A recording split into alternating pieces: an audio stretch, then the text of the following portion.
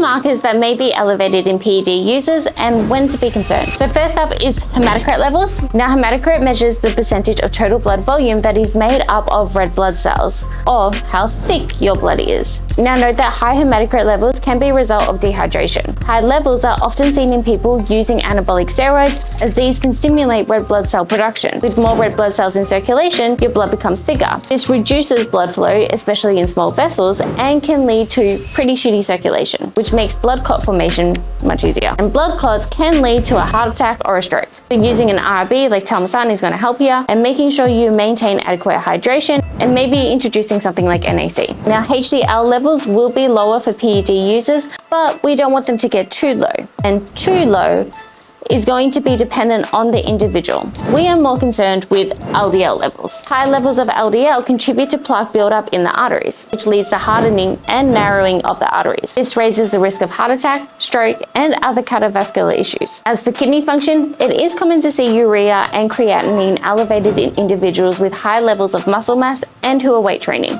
The main marker we are concerned with is eGFR, which is one of the primary metrics used for assessing kidney function. If this gets too low, so maybe below 60, could be suggestive of kidney disease. So if this is you, you want to follow up with cystatin C, which may provide a more accurate depiction of kidney function, especially if you're jacked. Now moving on to liver, again, we can expect to see ART and ALP to be elevated in those who weight train, but we still don't want it to get too high. If these markers are significantly elevated, then it's probably a good idea to look further.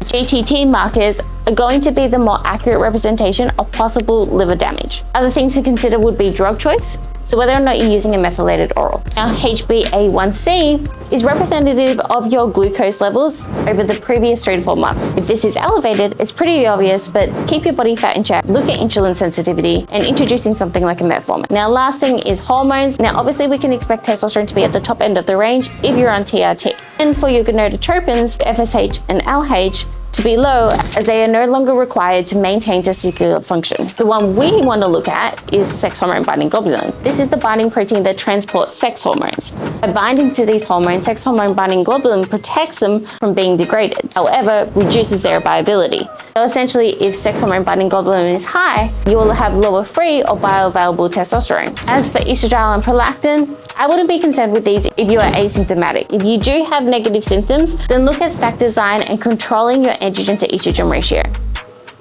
You're welcome.